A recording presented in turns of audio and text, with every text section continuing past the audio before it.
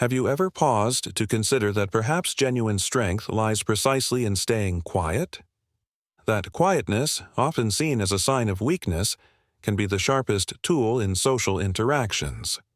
What if I told you that most individuals reveal their vulnerabilities simply because they can't endure the void of a pause? We live in a time where being open has become equal to having worth. Everyone wants to speak. Everyone wants to be heard. And in this overwhelming noise, few realize that the real victory goes to those who speak less but listen to everything. Machiavelli, the master of political strategy and author of The Prince, made it clear power does not belong to those who boast about their achievements, but to those who know the exact moment to be silent and watch others stumble over their own anxiety. In a world where openness has become a mandatory virtue, he gives us a stark warning. The more you reveal, the more predictable and manipulable you become. And that's exactly what we're going to discuss today: how to overcome others' insecurities using something that most people dislike: silence. You'll understand how silence can be an act of control, how speaking reveals insecurity, and how to use this gap to turn the tables in any conversation, meeting, or relationship. It's not about manipulation. It's about seeing what others try to hide with too many words. In this video, you'll learn something that no one has ever taught you: how to dominate by what you don't say. And when you're done, you'll view silence in a different light, no longer as a lack of power, but as your true throne. The biggest mistake people make in any setting, whether it's a casual chat, a job interview, or even a first date, is to believe that they need to be heard to be valued. This is the most common and most deadly trap in human interactions, and the most dangerous part is that it disguises itself as a virtue. Modern society, intoxicated by the culture of self-expression, has taught us that speaking well is a sign of intelligence, that sharing your opinion is proof of authenticity, and that being open is a sign of confidence. But Machiavelli already warned us. The desire to show off is most of the time the desperate impulse of those who still don't understand how real power works. When you talk too much, you're not just exposing yourself. You're giving away your need for acceptance, your desire for recognition, and worst of all, the ways in which you can be manipulated. The Italian philosopher didn't see words as a tool for connection, but as a risk. For him, every speech contains traces of what you fear, what you want, and what you are willing to negotiate. And when this is visible, you become vulnerable. Vulnerable to those who understand the game, to those who remain silent and observe. Excessive speech is like open-source code. It allows anyone to enter and modify your system. Every word that comes out of your mouth can be used against you, not because the other person is malicious, but because the social game is made up of advantages. And those who show their cards too early lose the hand, the round, and sometimes the whole game. Want an example? Observe a work meeting where everyone is trying to show off their skills. Those who rush to speak show a thirst for validation, and thirst is weakness. The attentive, silent leader who speaks last has already understood everything. Those who need to be heard are begging for relevance. Those who observe choose when and how they will be heard. And then, yes, the impact is destructive. This principle extends beyond the corporate world, in relationships, on social media, in family disputes. The person who speaks to fill the silence is usually trying to fill their own emptiness, and emptiness is not what is missing. Emptiness is what betrays. Those who feel the need to explain everything are, in fact, seeking permission to exist, and this screams insecurity. This is why Machiavelli believed that language is a trap for both the sender and the receiver.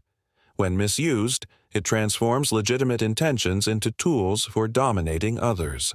And the cruel irony is that the more you try to be clear, the more power you give to those who are silent, because clarity is predictability, and predictability is weakness.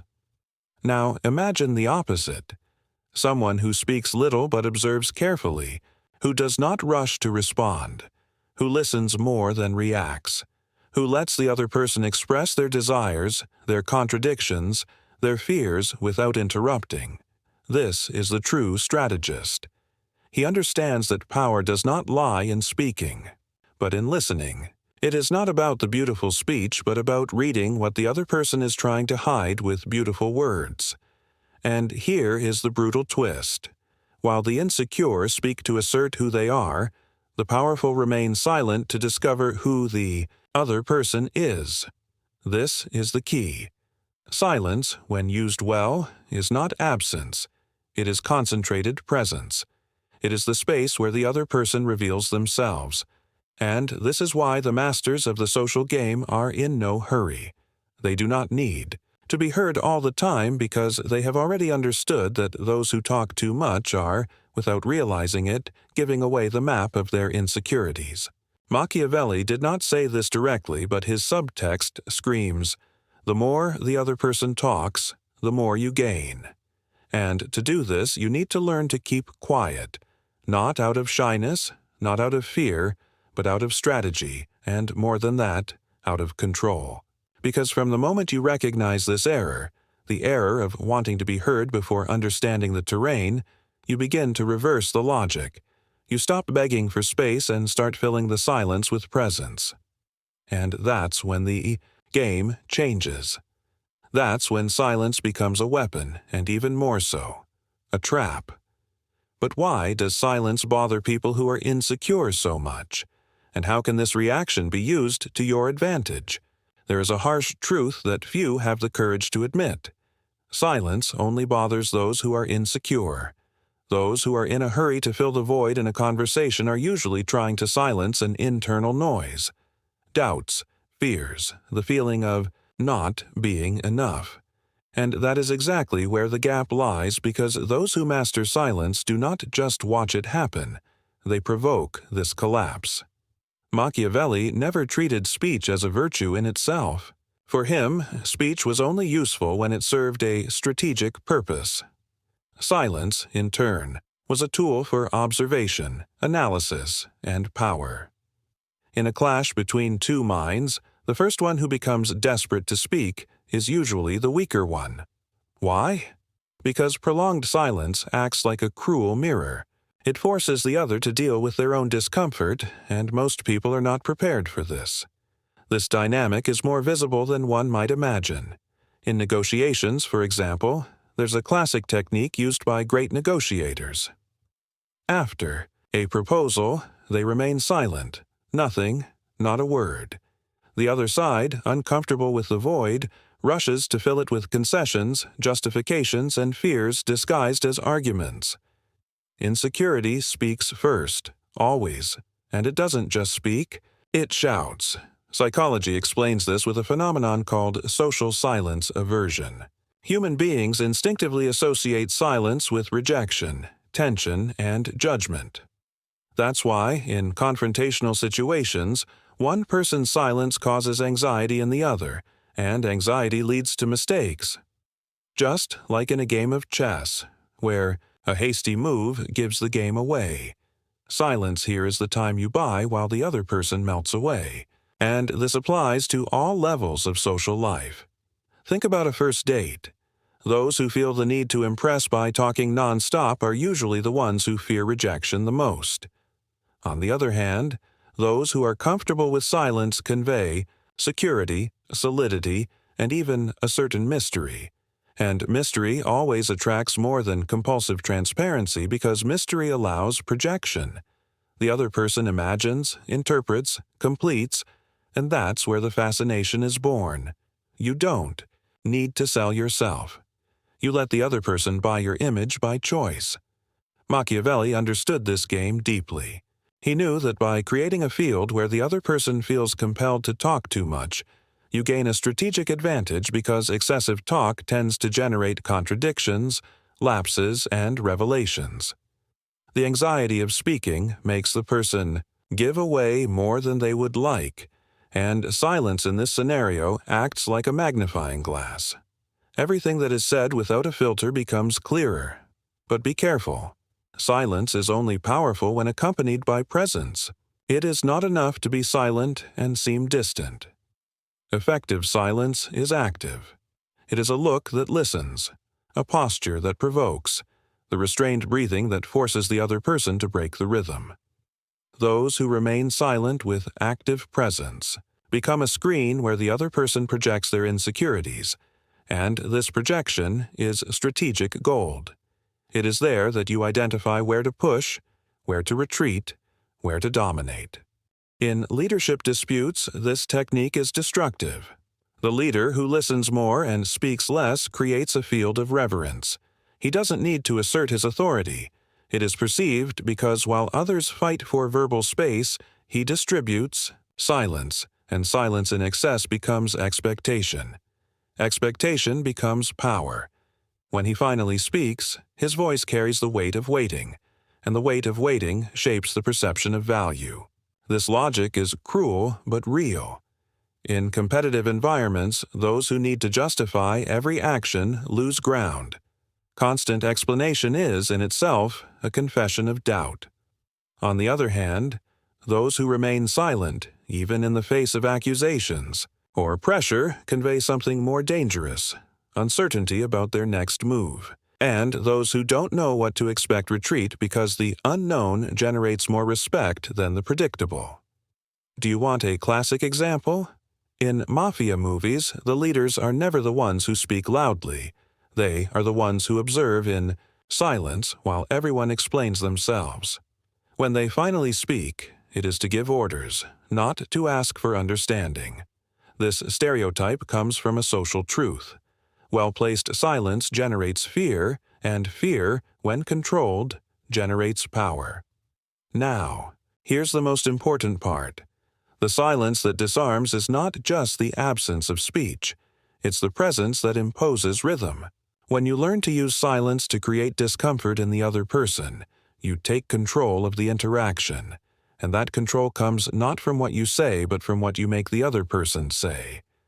This is what Machiavelli understood like few others, that real power lies not in winning with words, but in making the other person expose themselves with their own.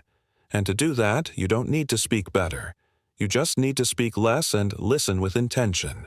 And then comes the inevitable question. If silence gives you so much power, how exactly do you use it to build authority without showing your hand? If there is an art that has been forgotten these days, it is that of not explaining oneself. The compulsion to be understood, to justify every step, every choice, every absence, is a prison that slowly erodes any possibility of real authority. Machiavelli knew this, and he didn't just know it. He built an entire doctrine on how to maintain social control by avoiding exposure. True power is not in being transparent. It is in being enigmatic, and this is where silence as a method comes in, but not just any silence. The silence of the masters is not the silence of the passive, the silent, the timid. It is a tense, charged, strategic silence. It is the silence of those who see 3 moves ahead, of those who understand that every word delimits a territory while silence preserves the open field. And open territory is room for maneuver. The less you reveal, the more possibilities you maintain. You see, human beings hate ambiguity. They want certainty. They want to know if you are an ally or an enemy, if you are doing well or badly, if you will give in or resist. And silence is like a black mirror where nothing is reflected clearly, and the more someone looks, the more they despair at what they don't see. That's why true leaders, the ones who last, speak little. Because when you don't reveal your limits, your desires, or your fears, you don't give away ammunition. And without ammunition, no one can target you. That's the secret of the invisible method, to remain strategically opaque, to use silence so that others project onto you what they want to see or what they fear most. And therein lies the Machiavellian trick. When others fill in your gaps with their own projections, you gain a rare kind of power, the power of moldable form. You adapt without submitting. You command without seeming to command, because the one who dictates the pace of the conversation is not always the one who speaks the most, but the one who defines the spaces between speeches. This is evident in negotiation environments. Well-placed silence after a proposal is not passivity. It's a pause that generates pressure. The other side begins to justify, to doubt, to change the tone, because your silence creates space for the other person's insecurity to work for you.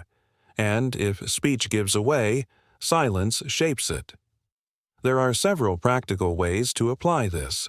The first is what we call silent active listening, where you pay attention with visible intensity, but without interrupting, without reacting immediately.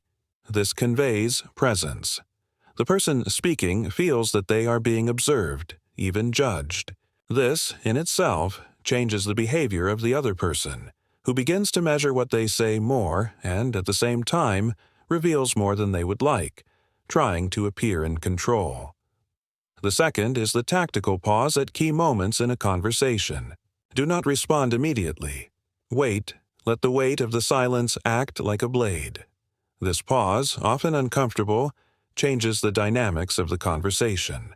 The person with less control will try to break the silence first, and, by doing so, reveal urgency, anxiety, need. Once again, you gather information without asking anything.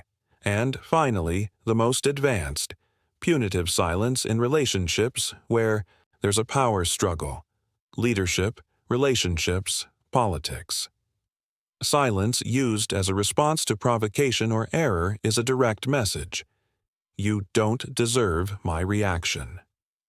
It is silence that paralyzes, that destabilizes, that humiliates without words.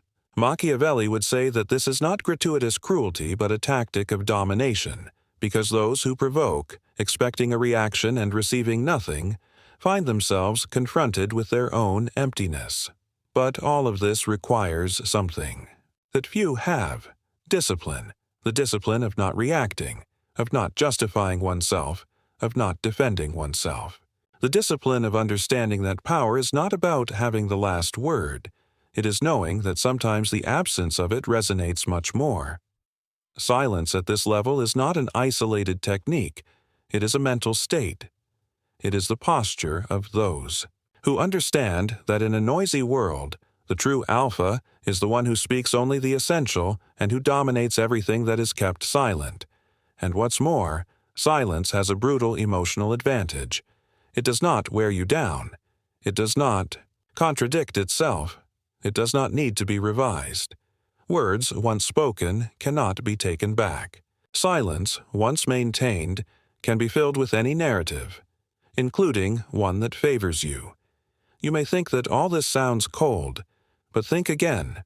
How many times have you regretted what you said, and how many times have you regretted what you kept quiet? The truth is that silence, when well positioned, is protection. It is refined manipulation. It is an invisible armor that few can break. And if you have come this far, you already understand the game. True power lies in mastering the rhythm of communication, not through an excess of words, but through a calculated scarcity of them. And those who understand this start playing a different game. A game where the strongest is not the one who shouts, the loudest, but the one who imposes the greatest silence.